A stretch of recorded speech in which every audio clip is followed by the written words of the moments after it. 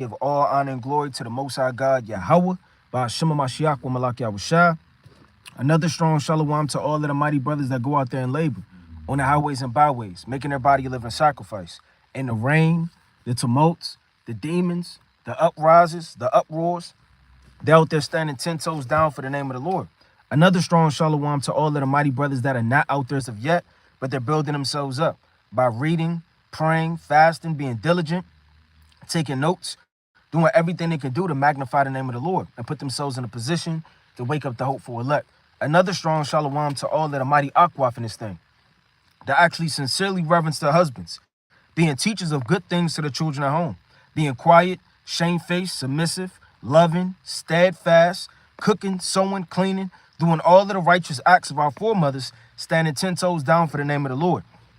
Another strong shalom to all of the mighty akwaf that are not married as of yet, you understand, but building themselves up, being shamefaced, submissive, loving. They're on fire, doing everything they could do to magnify the name of the Lord.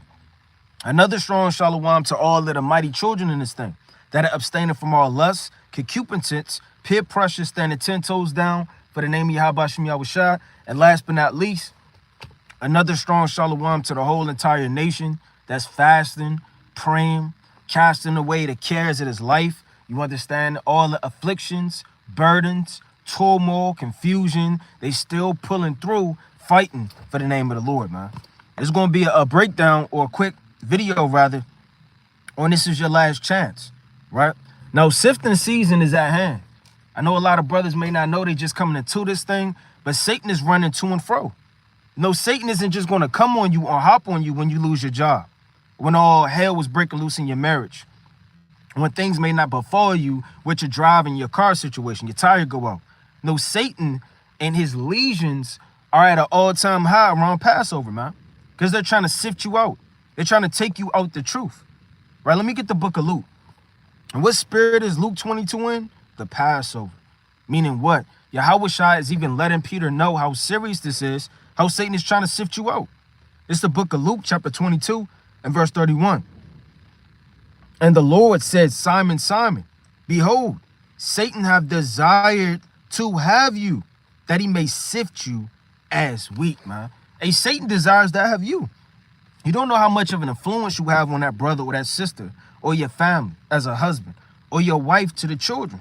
You don't know how much example you are to your congregation, you know, as a leader, as a prophet, as a reader. You understand, as somebody that goes to do the work of the Lord. So Satan's trying to take that out. One less saint in the Lord's army is one less man short of 144,000. You don't know how much of a tassel and mountain you have to overcome, you understand, during the time of the Passover. It says, but I have prayed for thee, that thy faith fail not. See, your faith could fail because you catching so much hell, man. Why me? Well, what's going on, man? The cares of this life, they're rushing in on me, and your faith could fail, man. What is faith? Faith is hope. You done lost your job. Now what? Your car done went out. Now what? Your house is out of order. Now what? Your children are given to lewd things and behavior, man. Now what? Your brother and you're at odds. Now what? You have demons on you and you can't read straight. Now what? You done skipped a day or two fasting. You're not fasting consistently. Now what? Troubles and troubles start to weigh on you and you start to lose faith. Well, maybe the Lord isn't dealing with me. Maybe this is all judgment, and I guess it is what it is. You stop going as hard. You stop going as strong.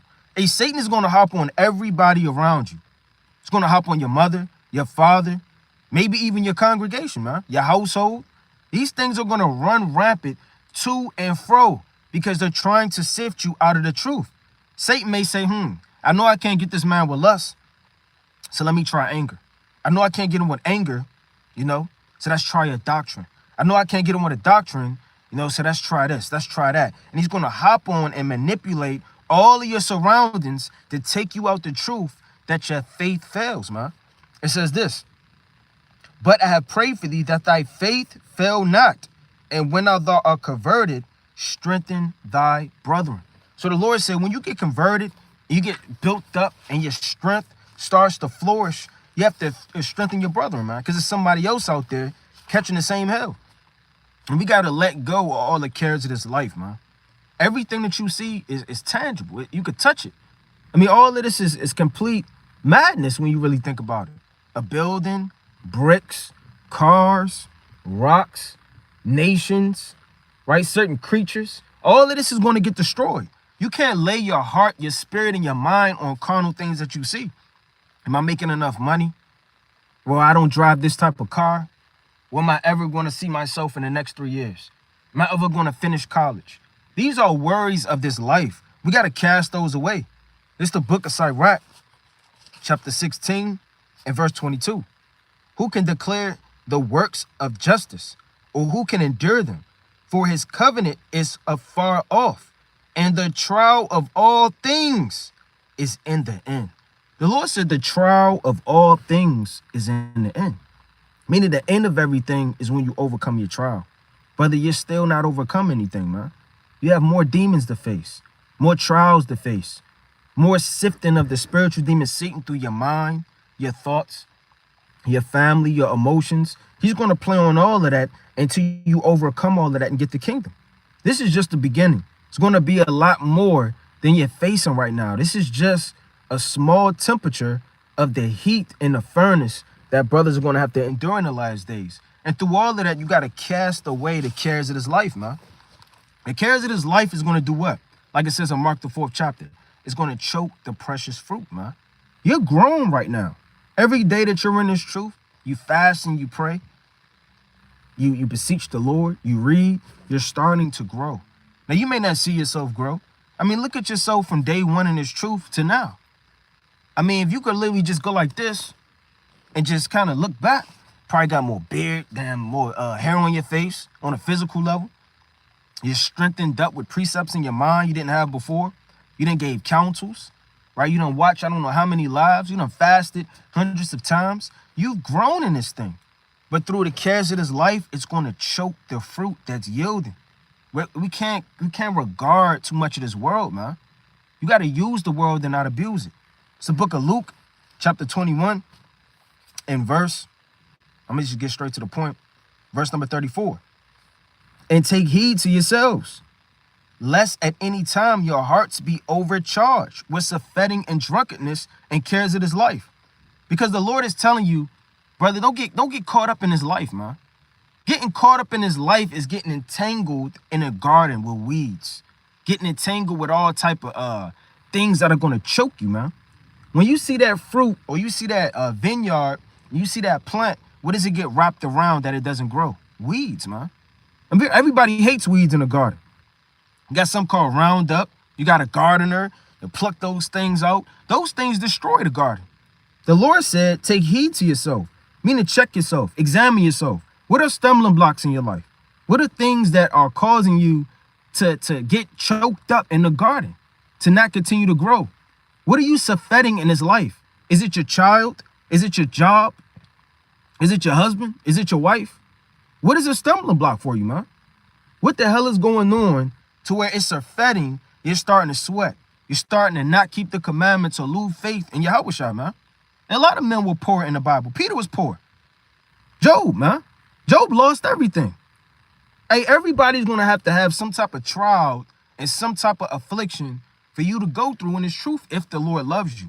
If the Lord truly loves you, you're going to feel that love. And that love isn't going to be on a cloud, man, bouncing around with all type of gifts falling from the sky. That love is going to be showed through what? Fire, man, and affliction. Because that's the true baptism. You got the baptism of water, and then you have the baptism of fire. It says this, and the cares of this life, and so that day come upon you unawares, right? Now, I'm going to rest right there, and I'm going to go to the book of Joshua chapter, this whole thing. I'm going to go to Joshua, the 8th chapter, right? Let me get a couple precepts real fast through the Spirit. This is Joshua chapter 8, and I'm going to start at verse number 20, right? And it reads, and Achan answered Joshua and said, indeed, I have sinned against the Lord God of Israel, and as thus I done, when I saw among the spoils a goodly Babylonian garment.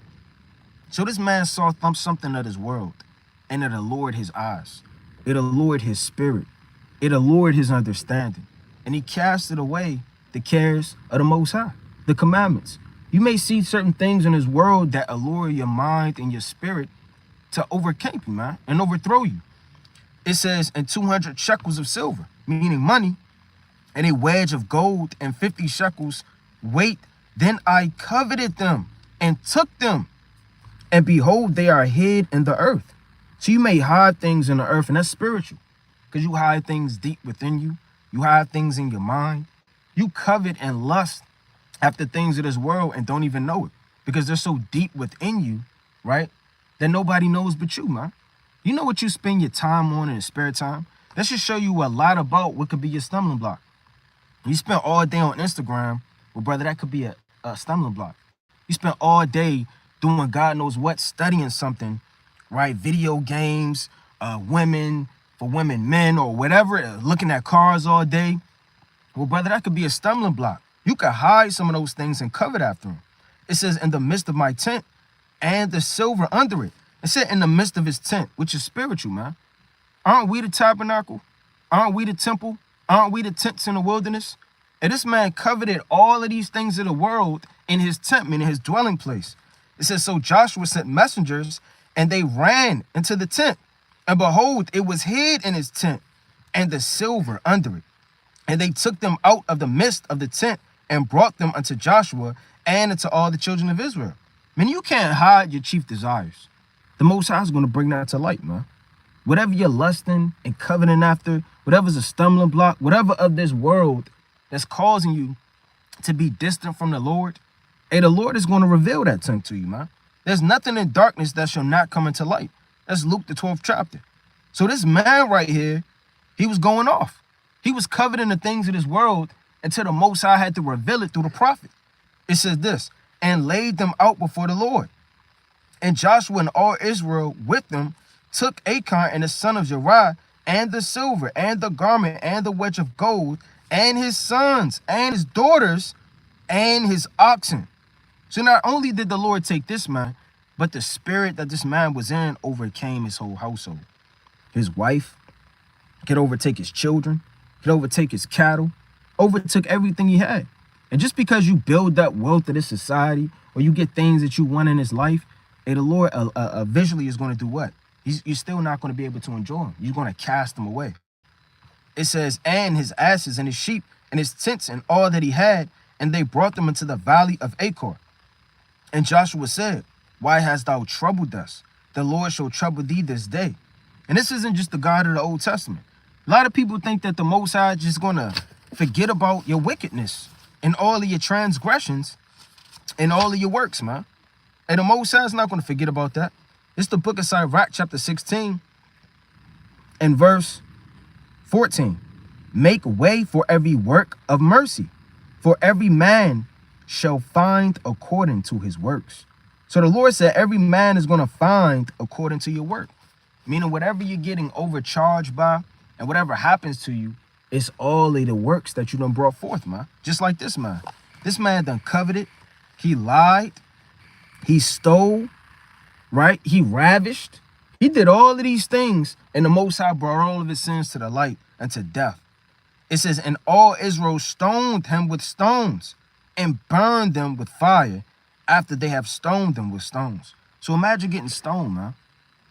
I mean, we can't just read this and just overlook it, man. Taking the big rocks and stones and knocking you upside the head with it, busting your eye sockets out, have all type of brain and meat and flesh hanging out the back of your head. Your skull is cracked. Your bones are broken. You're crying out.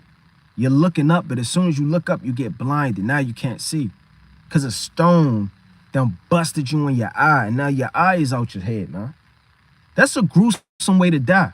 Who gave that charge? The Most High gave that charge. Why? Because this man loved the world. He loved the things of the world. He loved the spirit of the world. He did not love the Most High. When we get chopped up and screwed and mixed up with our emotions, our feelings, our cares, we start to lose track of what's important, man. And last time I read, the Lord told you to deny yourself. That means everything you've ever wanted. This life isn't about you. If Yahushua is our husband, which he is, where's the account of him just giving us everything we've ever wanted, man? that may or may not be expedient for us at that time. We have to wait and hope, you understand, for that good gift. We have to do all things in order. We can't go out the way or out the charge like this man did. Let's go to the book. I'm going to get this quick precept of Philippians chapter 4 and verse number 11. Philippians chapter 4 and verse number 11. Right? And it reads, get this quick precept. It says, not that I speak in respect of want, for I have learned in whatsoever state I am, therefore, with to be content. So Paul said, whatever state I'm in, whether I'm rich, whether I'm poor, whether I don't have anything to my name, whether I am flourish or have money, wealth, I'm a tent maker, I started to bring forth gold, or whatever the case may be, I'm going to be content with whatever the Most High gave me. And that's easier said than done. It's a lot of brothers catching the bus. You know, it's a lot of brothers, it's raining outside, they don't even have an umbrella. It's a lot of brothers catching a cold, right on their way to work, and it's snowing outside, and all hell was breaking loose. It's hard sometimes to endure what that trial is before you, man. But it all boils down to the fear of the Most High and faith. If you don't have faith in the Most High, then you're going to be lost. You're going to be on a road where you do not know where to go. Like Sarah and Abraham, man. And she followed her Lord. She didn't ask any questions. Abraham didn't even really know where he was going, man. But he trusted in the Most High.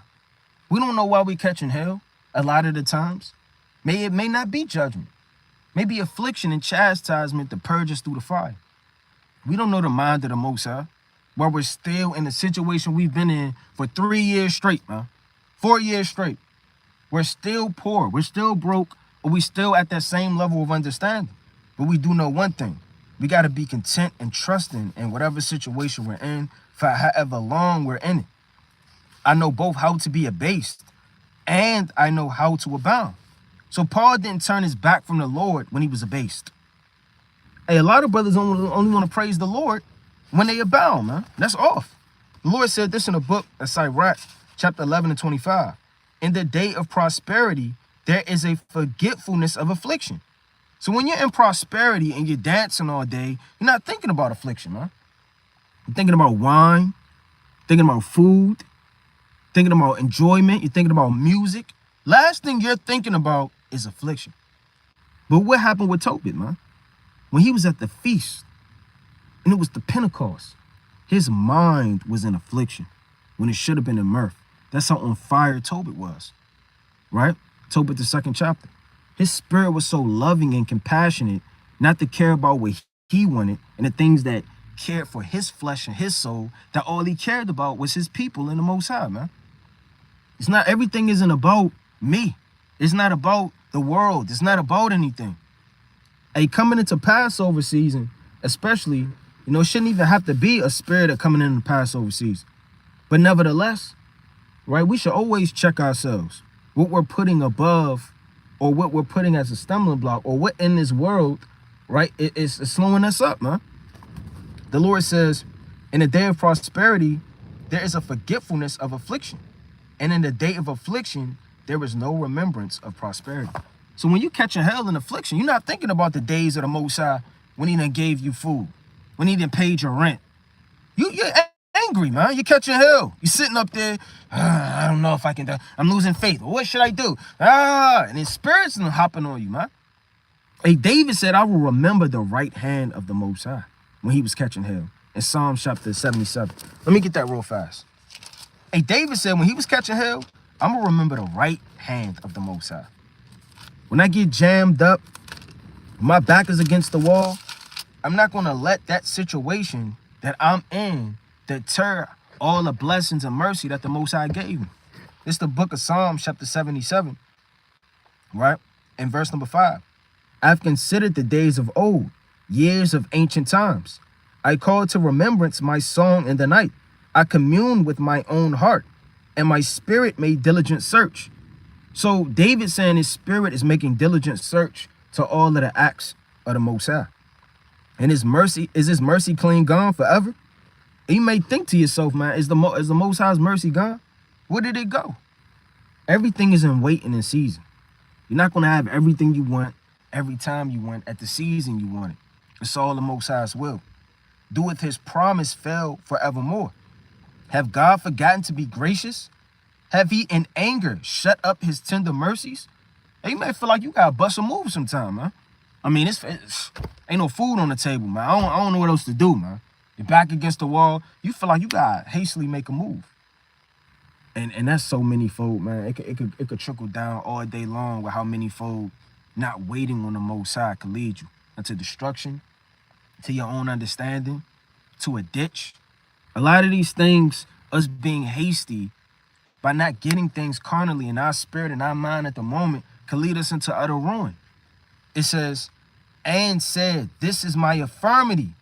This is what David said, verse 10. And I said, this is my infirmity, but I will remember the days of the right hand of the Most High. He said, look, man, it is what it is. This my pill, I gotta swallow it. This my mountain, I gotta climb it. This my cup, I gotta drink it, man. He said, look, this is my infirmity, but I will remember the right hand of the Most High. So when you're in affliction and catching hell, don't get choked up, man. You got to start to call these accounts to remind. And I don't always talking about going to the book of Judith, man. It's not necessarily talking about go to Revelations, the 1st chapter. Or go to the book of Psalms, the 7th chapter, man. When you call into remembrance certain things, hey, look at your life.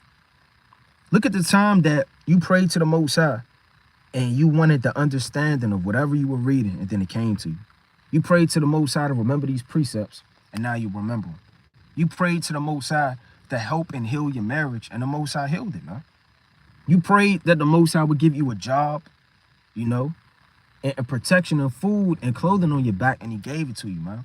This is what David did, which kept him in the faith and kept him strong in adversity. That's what we have to do. We can't get choked up in this world and faint, man. And the Most High said through the hand of David, hey, look, man, I got to remember your right hand. It says, I will remember the works of the Lord. Surely I will remember thy wonders of old. Think of how the Most High could take you out of any situation, anytime, right? For your welfare, man. I'm going to go to the book of Joshua, chapter 24 and verse number 13. It's the book of Joshua, chapter 24. All right, in verse number 13, it says, I have given you a land for which ye did not labor, and cities which ye built not. And the Most High said, I'm giving you things you didn't even ask for, and ye dwelt in them. And of the vineyards and olive yards which ye planted not do ye eat. Meaning you're not even laboring for the things that I'm giving you. I'm just giving them to you because I love you. Through that precious time, you're entering into these things to enjoy them. Now, therefore, fear the Lord. What did the Most High ask you? Just to fear him. That's all he asked for. He didn't give you what? Your own land. Didn't make you labor for it. You didn't have to build anything. He gave you vineyards. You didn't plant them, but yet you're eating of the fruit. And the Most High said, now, therefore, fear the Lord. The Lord asks a small thing from us. It says, and serve him in sincerity and in truth. We don't serve the Lord all the time in sincerity. We drag our feet. We don't want to fast. We don't want to pray. We don't want to forgive our neighbor. We don't want to go through the fire for that relationship with that brother and that other brother, that sister and that other sister. It's so easy to give up certain things, man. And the Lord said, if you serve me in sincerity and in truth, you wouldn't care if the camera was on. You wouldn't care who's watching. You wouldn't care if somebody rebuked you and made you feel some type of way for you to do right. Because that's sincerity, man. Sincerity is when nobody's watching. Nobody has to talk to you. Nobody has to damn pray for you all the time, man.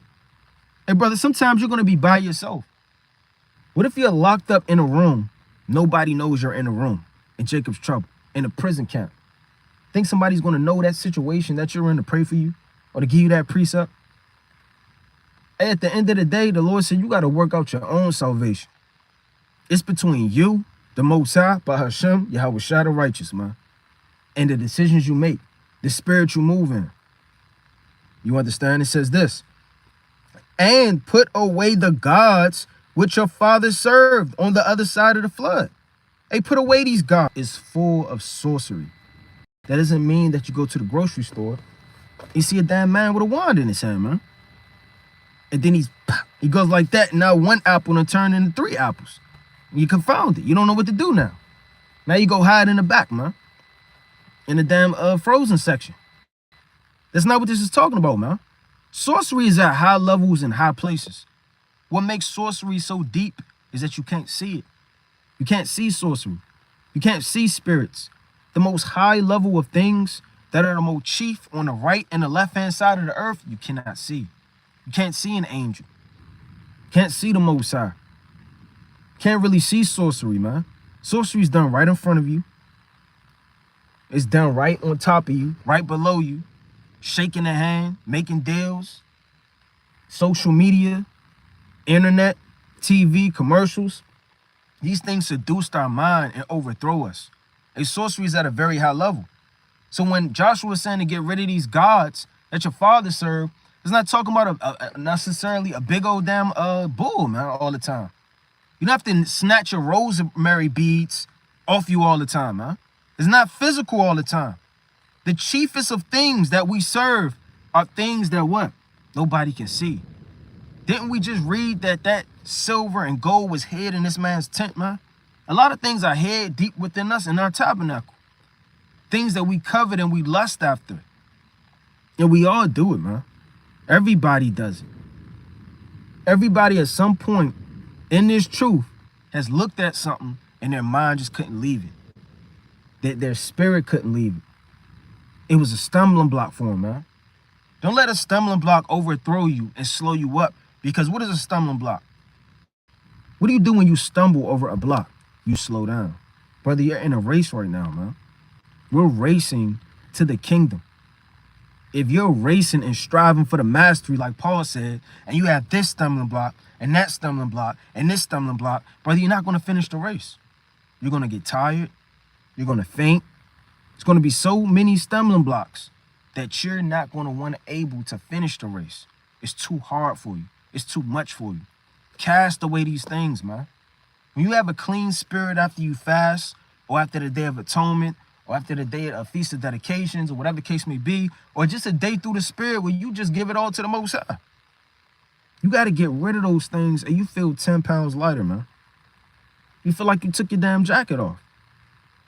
And your jacket had your keys, your wallet, damn this and that, and your lip chap, and all manner of things, man. Now you just feel lighter.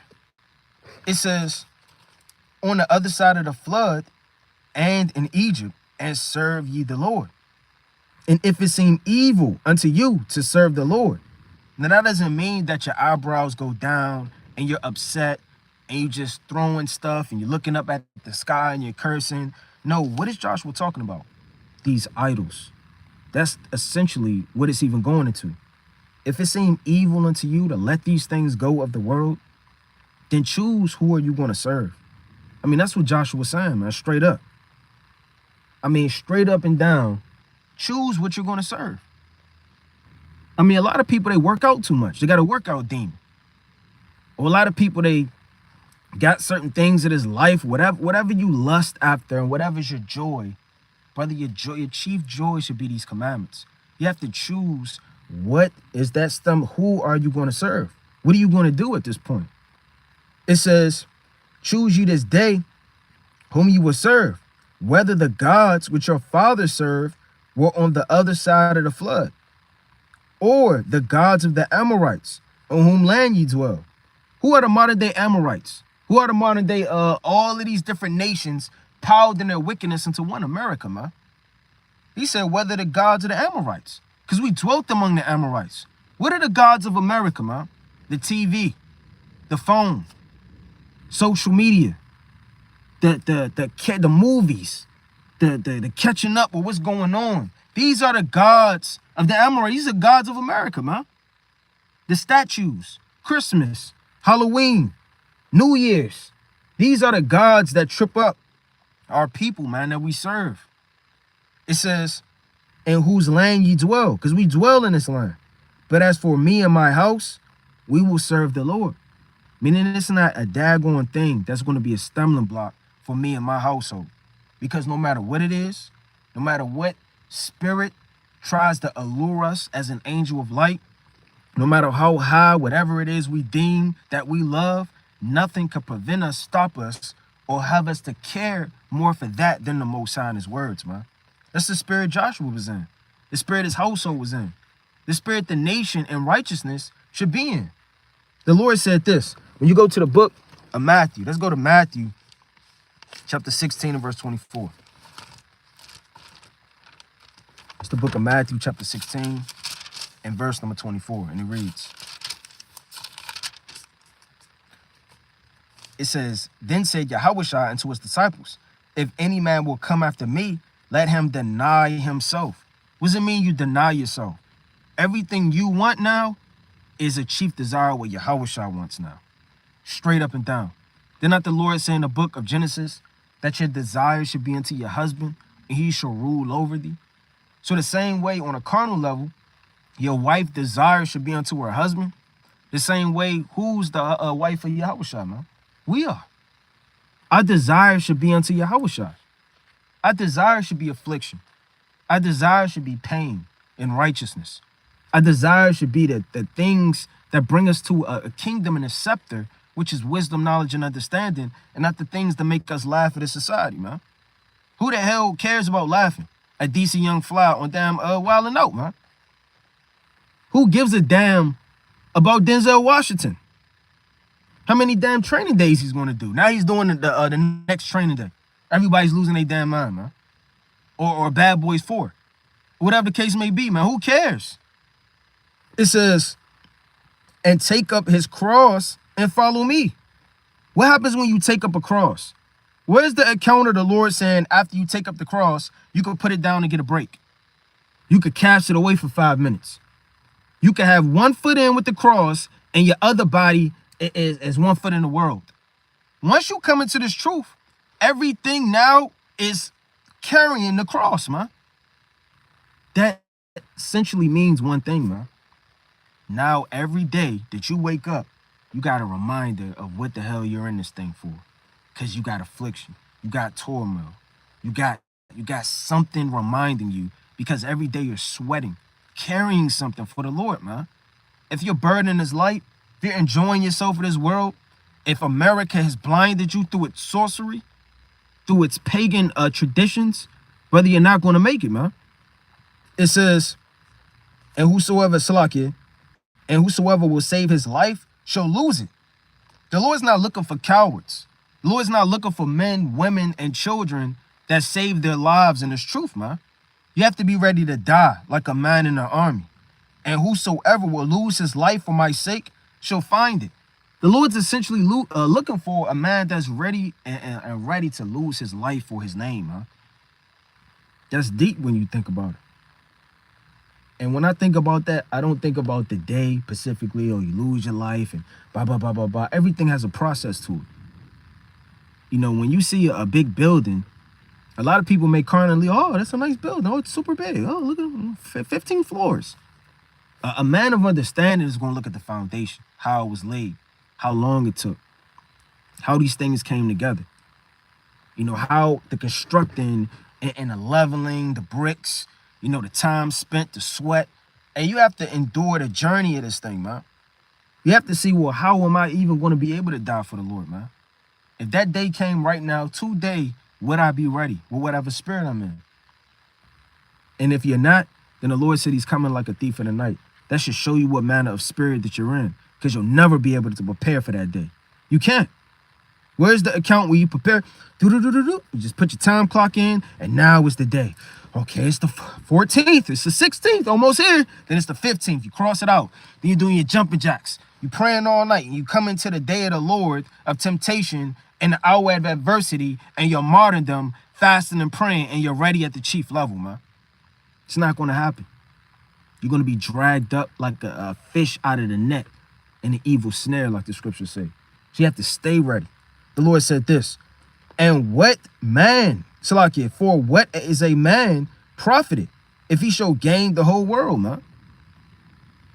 I mean, you could gain everything in a society. You got people in the rap game, in the entertainment realm. You got people in Hollywood. They didn't literally gain the whole world, man. They have women at the drop of a dime. They got cars. They got clothes. They got gold. They got silver. They got diamonds. A lot of people don't fulfill their dreams, man. Now they're actually a singer. They actually own whatever it is that they aspire to own. They put all of their eggs in one bucket, which is the spirit. They put all their spirit into this one thing because that was their God. And they served it until the Most High on the left-hand side gave them reward of destruction, man. The Lord said there is a sinner that have success in many things, man. Paraphrasing. So just because you're rewarded doesn't mean it's of the Lord.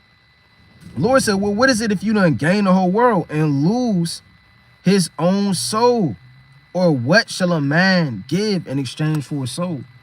Once your soul is knit entwined with America, then, I mean, that's marriage. That's sorcery. That's fornication. That's adultery with the Most High. Isn't that the beginning of our sins, man? When we committed spiritual fornication unto the Lord. And the Lord hated that. Haven't we been called a whore long enough in the scriptures, man? Haven't we been called a lost sheep long enough? A lost sheep is only lost when they don't know their shepherd. But now that you know your shepherd, you have the understanding, and you still go astray through your lust, or whether you desire to fall in that ditch. You desire to fall out the truth.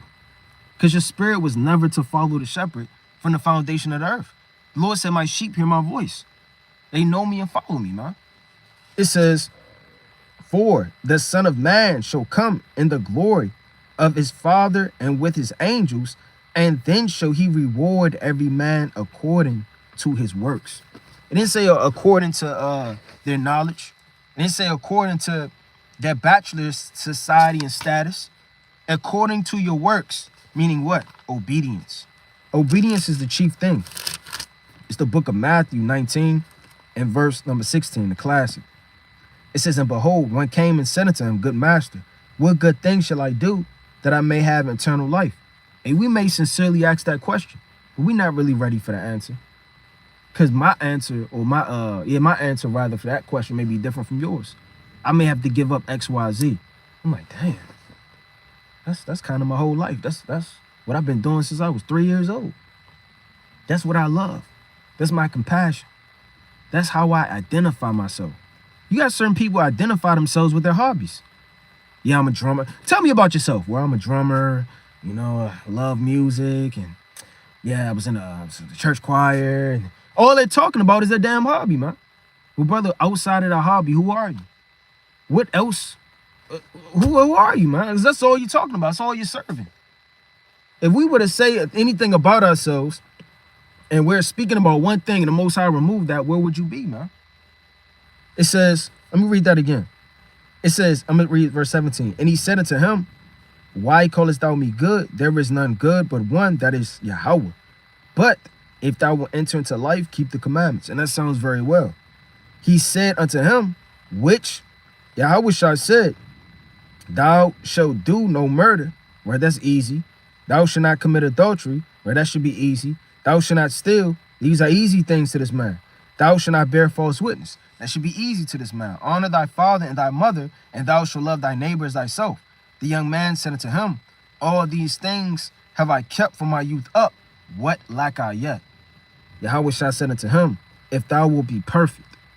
Now, we shall all want to be perfect. We shall all want to ascribe to be undefiled, man. So we can be the elect. It says, if thou wilt be perfect, go and sell that thou hast, and give to the poor, and thou shalt have treasure in heaven, and come and follow me. But when the young man heard that saying, he went away sorrowful, man. That's off. I mean, what if the Most High said that to you? I mean, straight up, you have to deny this. You have to lose your job. You're spending too much time in it. You have to step away, from the idea of being an athlete. You have to step away, from exercising because it's polluting your mind and taking away your spirit. You have to step away from Christmas, Halloween, New Year's, the cares of this world, your family, your mother, your father. You have to step away from this. You have to do that. A lot of people will be sorrowful, man. And my father? Damn, man. I just got connected with my father again, man. It's been 10 years. We just now got back in contact. Then you start weeping, man. Or your mother. She's on her deathbed. She don't got that much time left. Ah, damn, man. Then your spirit starts to get drowned with what? Emotions. Cares of the world. Your mother's in the world. Your father's in the world. Your job is in the world. Your desires are in the world. The treasures that we lay up are things we cannot see, which are in the third heaven, man. That's what we should be ascribing to get. It says, he went away sorrowful and he had great possessions. So don't let the possessions that you possess and the things that you have overtake and pollute your mind into destruction. When you go to the book of 2 Corinthians chapter 6, right? It's the book of 2 Corinthians chapter 6, right? In verse number 4. But in all things approving ourselves as the ministers of God in much patience. So one of the chief things to prove yourself before the Most High is patience, man. And patience doesn't come easy.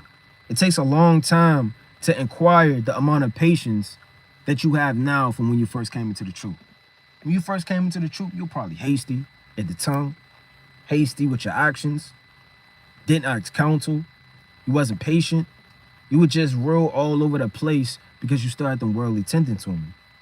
It says, in afflictions, in necessities, in distress. So these are the things that approve ourselves before the Most High. Catching hell. Afflictions, approve yourself. Necessities and distress. The Lord wants to see how you act with your back against the wall.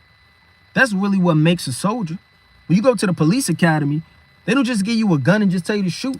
All of the black faces on the wall, man. What do? They take you to a so-called field. They got the rope you got to climb. They got the dog that got to chase you with the little arm thing. They mace you. Right now you can't see, and now you got to fight off the so-called villain. All hell is breaking loose in the field, man. Straight up. You got to go through the tire things with your feet. They push you. They whack you. They beat you. They trip you up. Now you're on your arms going like this through the barbed wire fence. A man tries you before they give you that badge. On a carnal level, man. Nobody's just going to give you straight up anything. When you go to school, college, you have to have a whole rack of books this thick studying, man. Because they want to give you a test. I mean, look at everything. Your marriage. You at the court. You have to prove one another. Everything is being done by a process of distress and affliction, improving, and necessities. How much more the Most High? It says, in stripes, imprisonment, in tumults, labors, and watching and fasting. So these things make up that man, man, and that woman. By pureness, by knowledge, by long suffering, by kindness, by the Holy Ghost, by love and firm, by the word of truth, by the power of God, by the armor of righteousness on the right hand and on the left. So building yourself up, having all of these things to prevent the wiles of the devil. By honor and dishonor. The Lord said you approve yourself by having dishonor sometimes, man. It's not always a good thing to have honor in the sight of man, because your family's going to dishonor you. Hey, sometimes you make a tough decision in your household, your wife may dishonor you, man. You make a tough decision with your kids dishonor you, man. Oh, dad isn't cool anymore. Well, man, F dad. And why is dad doing this? And everybody is showing you dishonor by a decision you made. Or you may make a counsel decision with your brother. Hey, look, it is what it is. I had to do it. Straight up. Blah, blah, blah. Whatever happened. You know, according to the scriptures. This is what the scriptures say. Hey, it is what it is, man. Now he dishonors you. This world dishonors you for wearing fringes. For preaching the truth. For saying there's a so-called black messiah, man. For denying America, the flag, the country, its origins, its spirit, and all of the chief damn demons and witchcraft, and it's a cage of every unclean bird, man. We deny this place, and it gives us what? Dishonor. So even to be perfected in certain situations in this world, you have to be brought to dishonor. Can't be a people pleaser. It says, by evil report. People want to bring up evil report about you, man. Didn't they do that about David? Right? Didn't they say he was trying to come out to spy out the land, to overthrow, right? In 2 Samuel, the 10th chapter. And good report. as deceivers and yet true. So this world is going to look at you like a deceiver, man. A liar. Who is that nigger telling us that we're going to go into slavery? Who is that nigger saying that the whole world is going to be destroyed and that a so-called black man is going to crack the sky with UFOs? He has to be out of his mind. He's deceiving the people. We're going to be looked at as false prophets in the last days, as unknown and yet well-known. We're unknown to the society. They put the rich man on the pedestal. They put the president, the governors, the chief officials and elects, the princes of this society, and all men with Fortune 500 companies and Jaguar Benjs and yachts. They put all of these men at a very known high level. But we're unknown, man. We're the nobodies of the society. And yet well known, because we're known by the angels. We're known by Yahushua. We're known by the Mosai. We're in the palm of his hand. As dying, and yet behold, we live. And we die daily in the spirit, but yet we live through the spirit. We die as martyrdom in his truth, Mosai willing, but yet we're going to live again and live forevermore, man. As chastened and not killed. So where's the account that the Mosai just beat somebody to death, man, just because?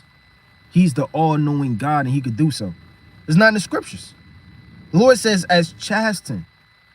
And we all have different levels of chastisement. You may have 5 kids and you don't all chastise them the same.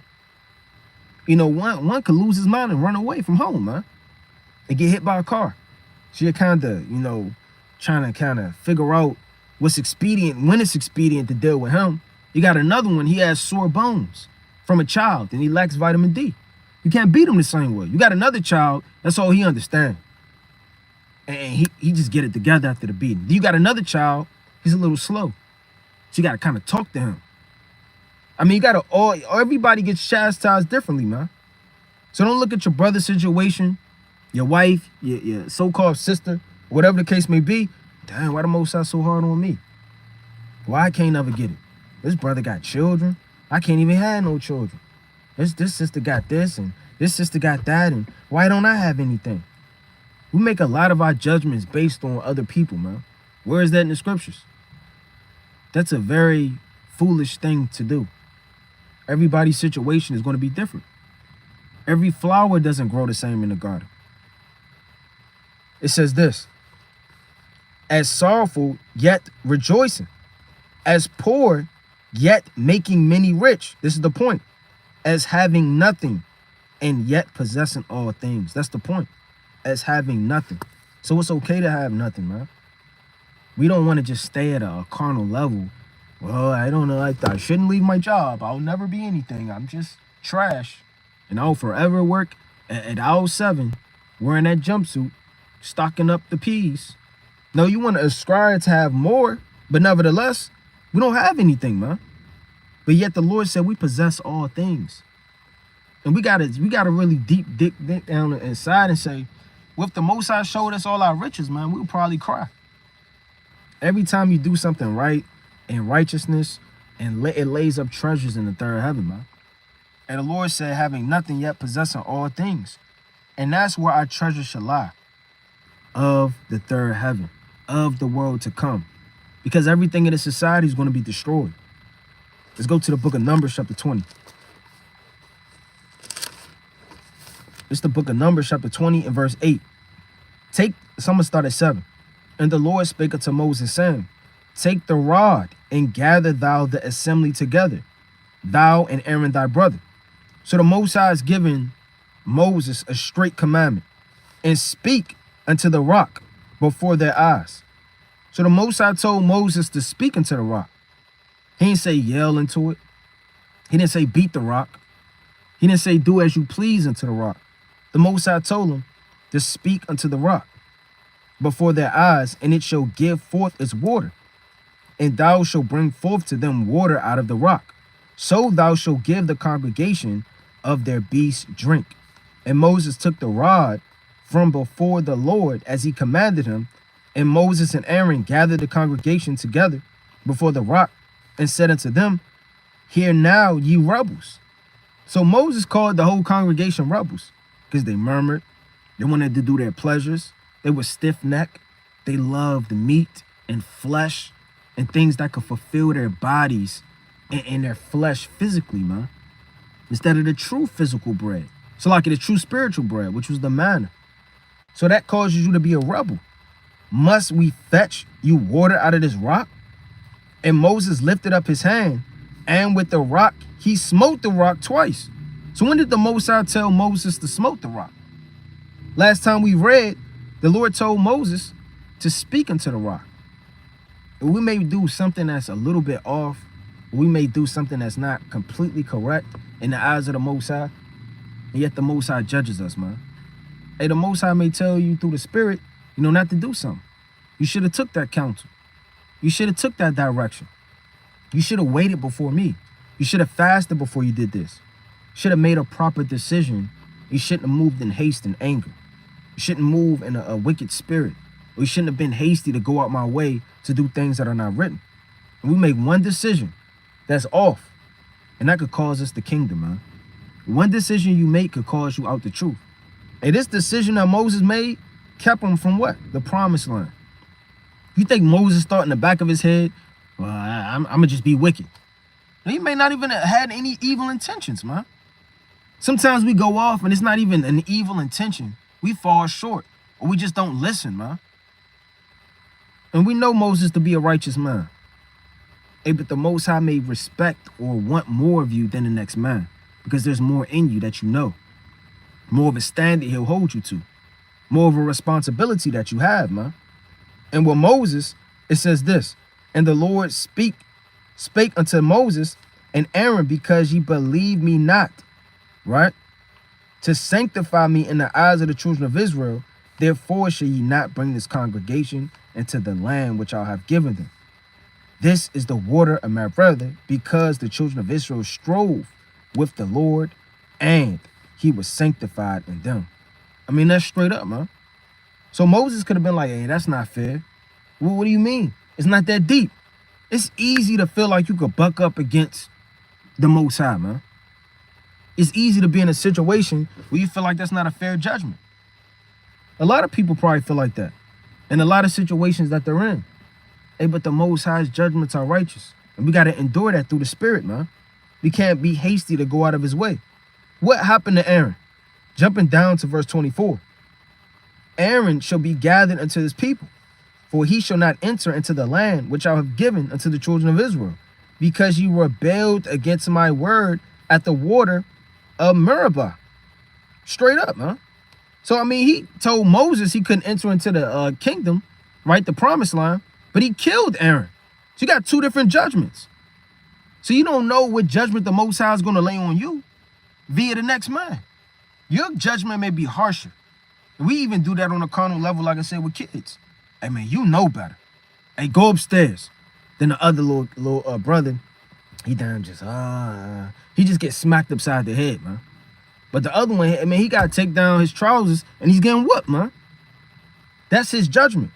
It says, and he shall enter, Salakia, gather to his people, but he shall not enter into the land which I have given unto the children of Israel, because you rebelled against my word. And when we rebel against the Most High's word, man, that judgment could be severe. That's why we can't weigh our wickedness in a balance. We have to always submit, always bow down, always keep its words. If not, we could be thrown out of the way, man. It says, and it's like it take Aaron and Eleazar, his son, and bring him up into Mount Horeb, and strip Aaron of his garments. And we know that garments is spiritual. And the Lord can strip you from your understanding. Hey, just through your stubbornness, the Lord could strip you from righteous understanding, man. This brother is angry, and this brother is hasty. So you know what? I'm going to strip him of the spirit of patience. I'm going to strip him of the spirit of endurance. And I'm going to strip him of the spirit of temperance, man, to overthrow him even more. And the Lord could take your garment off you, man. Didn't I, in Baruch, right, the 5th chapter, the Lord said, cast upon thee a double garment? And you want to be clothed in this thing in righteousness. You don't want to have just a scarf on, man. This is serious. The Lord said, lest I find you walking naked, man. I'm paraphrasing. In the book of Revelation, chapter 16 and 15. It says, and strip Aaron of his garments and put them on Eleazar his son. And Aaron shall be gathered unto his people and shall die there. And Moses did as the Lord commanded, And they went up into Mount Horeb in the sight of all the congregation. So the Most High, he put Aaron in the midst of all the congregation. And the Lord said, rebuke before all that others may fear. So sometimes the Most High got to check you and or destroy you in front of everybody, man. We've seen a lot of things where brothers fall out the truth. And we witnessed it right before our eyes. That drinking spirit. Brother, put it down. Brother, repent. Brother, come on, come back to camp. Brother, leave that alone. It overtook him. Now you never seen him again. That sister's rebellion. Sister, you should repent. Sister, forgive. Or that brother, he shouldn't have been yelling. Brother got a yelling, an anger spirit. This brother, he's smoking, man. Hey, brother, leave that alone, brother. For the Most High, take your spirit. Or just slothfulness. Brother, read every day. Brother, stop being a hypocrite. Whatever somebody is telling you over and over that you know you battle, hey, the Most High can strip you and make you bare, cold and naked, and destroyed, man, in the land of the living. All right? Let me get this quick precept. Let me go to the book of Judges, chapter 16 and 10. Right? Probably get like 2 more, 3 more, and close out. It's the book. Let me get this quick precept. Book of Judges, chapter 16 and verse number 10. And it reads, And Delilah said unto Samson, Behold, thou hast mocked me and told me lies.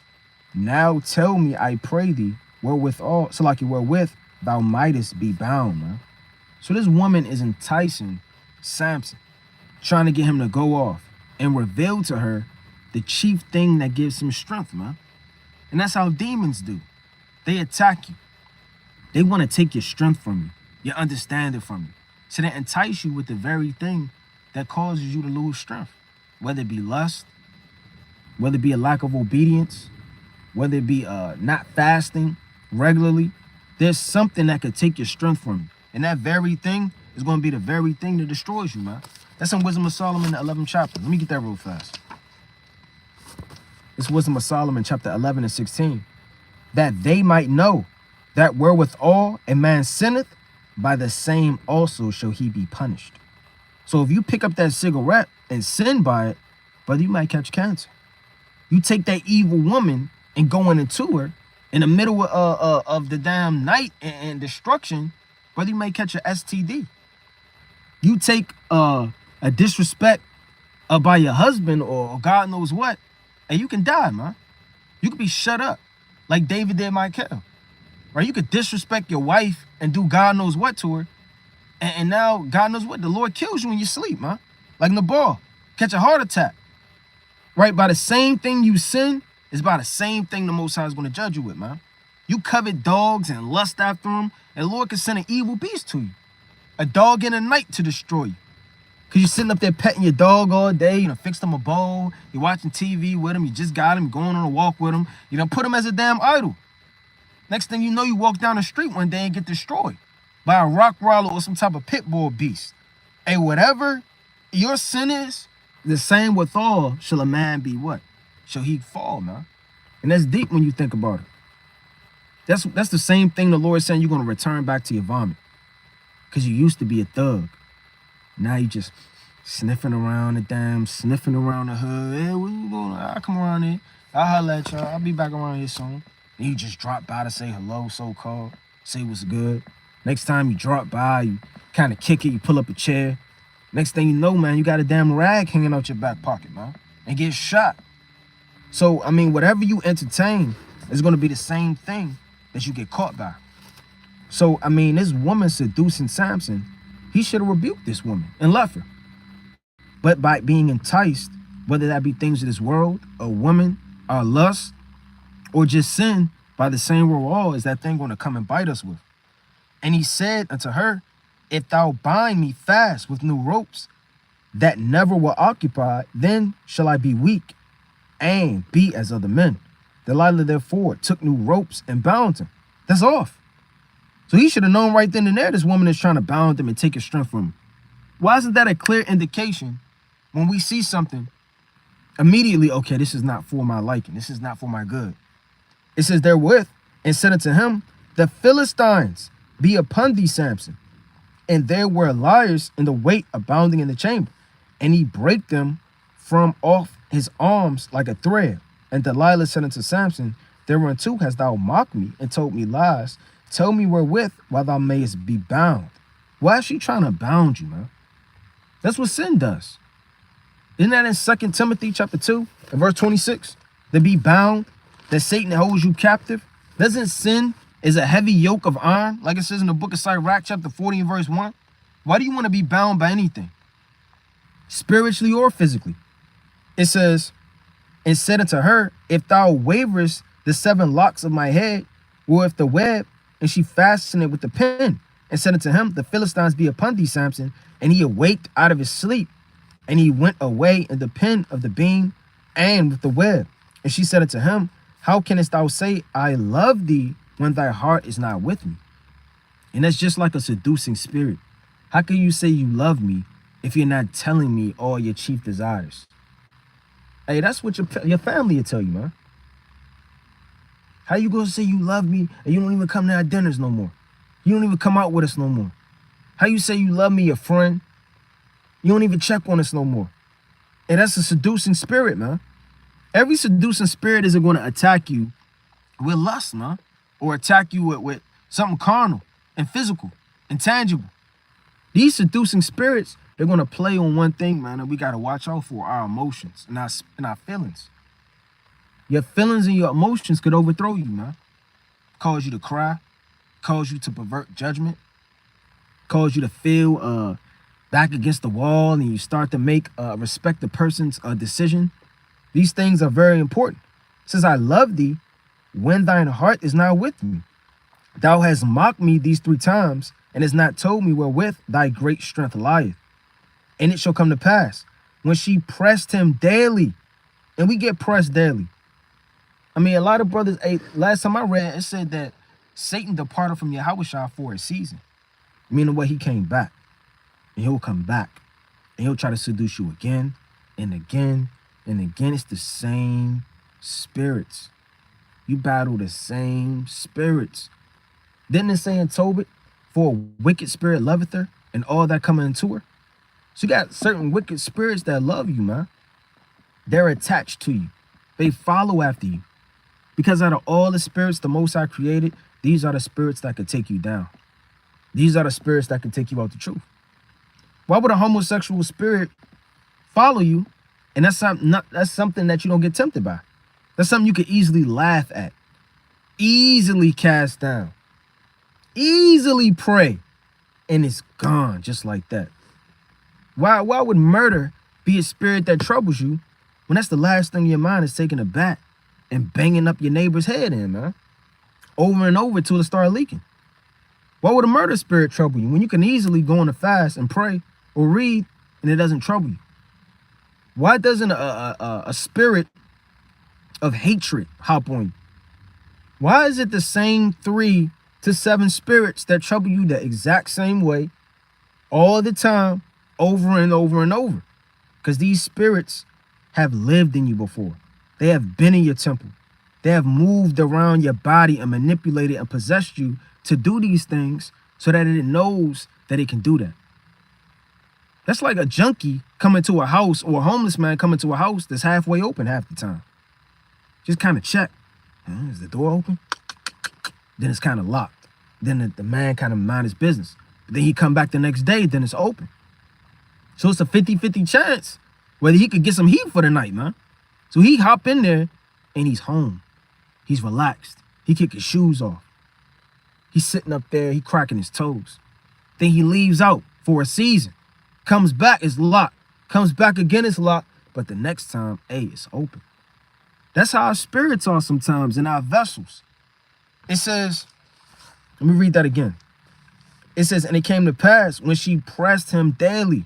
So these spirits, they come back and they come back with her words and urged him. That's like his soul, that his soul was vexed unto death, man. You could be vexed saying no all the time to say, no, I rebuke you, no. Tired of this damn spirit, man. Oh well, give me that drink, or give me that cigarette, or all right, F it, or you just give in to it through your lack of integrity. It says, so that's like it that he told her all his heart. And did not the Lord said, a fool uttereth his mind, all his mind, and said unto her, there have not come a razor upon my head, for I have been a Nazarite unto God from my mother's womb. And certain things you don't need to tell everybody. You want to open up your heart to every man. That's in Sirach, the 8th chapter. For he will requite thee a shrewd turn. And Sirach, the 11th chapter. So you got to really ask yourself, everybody doesn't need to know all things, whether it be counsel, whatever the case may be, because it'll turn you out the way. It says, if I be shaven, right, then my strength will go from me, and I will become weak and be like any other man. And when Delilah saw that he had told her all his heart, she sent and called for the lords of the Philistines, saying, come up this once, for he have shewed me all his heart. And that just goes to show you, a lot of people, they could come to you like an angel of light. And inwardly, their spirit is attached to the spiritual demon Satan. It says, then the lords of the Philistines came up unto her, and he brought money in their hand. So she sold them, huh? Damn near. She got the money. She overthrew this man through what? Through her desire. And we can't give our desires to anything. It's going back to the main point of the lesson. You know, this world and everything in it is going to pull your spirit and your soul into it. You have to have some type of strength unto yourself to deny yourself. I'm going to get like 2 more and close out. I'm going to get the book of 1 Kings chapter 18 and verse 21. Right? 1 Kings chapter 18 and verse number 21. It says, and Elijah came unto all the people and said, how long shall ye be between two options? Meaning, how long are you going to be reprobate, man? How long until you make a decision who you're going to serve? How long are you going to have your back against the wall? Am I going to give in to my flesh, or am I going to serve the Most High? How long is the same spirit going to keep hopping on you, man? How long am I going to bow down to how I feel and my emotions? How long am I going to care for America? How long am I not going to read, man? How long am I going to do the same things over and over? That's what the Most High is saying. I mean, if you serve the Most High, you don't. These men were, I don't know about Baal. It's a lot of talk about him. Yeah, we do pass him through the fire, and he has prophets too. Yeah, I don't know. I heard about Egypt, but I didn't really see it for myself. Yeah, I mean, I didn't see any wonders yet lately either. So I don't know who to really believe at this point, man. Because you're saying one thing and he's saying another thing. Folly and madness, man. It says, and how long shall ye be between two options? If the Lord be God, follow him. If Baal, then follow him. That's the same spirit the Lord is talking about with being lukewarm. He'll spew you out of his mouth. Because in the eyes of the Most High, you're even serving him or you're serving Satan. There's no gray area. With man, there's a gray area. With man, there's shades. No, I'm not that wicked. I mean, I didn't go off that bad. I'm not that evil. And it's just real light shade. Hey, with the Most High, it's good and evil. With the Most High, it's rich or poor, man. And with the Most High, it's righteous or unrighteous. With the Most High, it's a just balance. It's the moon, it's the sun. You understand? It's old, it's young. There ain't no gray area, man. You can't hide in your gray area until you make your mind up of how strong you want to be to the Most High. There's no such thing as lukewarm. Lukewarm is an abomination, man. The Lord says, then follow him. If the people answer him not a word. Check that out. Then said Elijah to the people, I, even I, only remain of a prophet of the Lord, but Baal's prophets are 450 men. So through one man and his faith and trust to the Most High, all hell broke loose in righteousness for those men to trust. So that just goes to show you with faith, man, you can overcome anything and any obstacle, any situation. All right, let me get this. These 2 last closing precepts. Right, it's the book of 1 John chapter 2 and verse number 15. Right, it says, "Love not the world, neither the things that are in the world. The Lord said, defraud yourself not a good day. That don't mean you love the things in the world. It's okay to enjoy yourself. The Lord said, take thy pastime and do as thou wilt, right? But sin not by proud speech. In the book of Sirach, chapter 32. So, I mean, you can enjoy yourself, but don't love the things in this world. The things of this world are going to bring you to ruin. That's one of the chief things, is one of the sneakiest things that are going to creep upon us in the last days. It says, love not the world, neither the things that are in the world. If any man love the world, the love of the Father is not in him. So if you lay up your worldly pleasures and worldly things to make you happy, to be your joy and your strength and your love, and these things that you put on a pedestal, not that you willingly do it, but your soul and your spirit can't help but to love something so much that you're putting it on a pedestal, man. That's essentially idolatry. It says, if any man love the world, the love of the Father is not in him. For all that is in the world, the lust of the flesh. Meaning everything in this world is going to make you feel good. It makes you feel good when you got a new car, when you got new clothes, when you got a new watch, right? When you got a new job, when you do something for yourself, when you go get a pedicure and you go get a damn new jacket or whatever the case may be. If you essentially start to put these things on a pedestal and enjoy them and love them and put them as a God, hey, you're essentially in this world. You're essentially not of the Most High and not of the Father, man. It says, for all that is in the world, the lust of the flesh and the lust of the eyes and the pride of life is not of the Father, but it is of the world, and the world passeth away. So whatever you put your chips in and your spirit in is going to pass away, man. You should be building up as much as you can the understanding and knowledge of the Most High. It says, but he that doeth the will of God abideth forever. So the Lord is looking for actions in the world. That's what we lay up, our actions and obedience, which equals into treasure and mercy. Or we could lay up to our carnal flesh and our desires in the tangible world that is going to physically be destroyed. So we got to really make your mind up of what's really going to happen. The Lord said, when you go to the book of James, chapter 4 and verse 4, ye adulterous, right? So like ye adulterers and adulterers, know ye not that the friendship of the world is enmity with God? And that's a straight cut for a lot of people that got friends in the world. A lot of people that are too close to their coworkers, man. A lot of people that are just tight-knit with people they grew up with in their family till they can't depart from it, man. Or that thing that you used to do in the world and you sneak that into the truth. You used to rap in the world. There's nothing wrong with rapping in the truth, but now it takes up all your time. You used to do hair in the world. Now you bring that into the truth, and now it's still taking up all your time. Everything doesn't have to be wicked that you do, but it's how you do it and how you lay your spirit upon it, how it takes up so much of your time. Everything that you used to have, you're supposed to be a new creature. You have to find new enjoyment. Everything doesn't have to be a replica or a reflection of your past life. It says, friendship of the world is enmity with God. Whosoever, therefore, will be a friend of the world. So if you're hand in hand with Christmas, you're hand in hand with the elements thereof, in America, the Roman Empire is an enemy of God. It says, do ye think that the scripture saith in vain, the spirit that dwelleth in us lusteth to envy. So the spirit in and that we have in our bodies, it's just lusting to look at something. It's lusting to covet something. It's lusting to see something and hold it dear within us as a hobby, as an enjoyment, as something we need.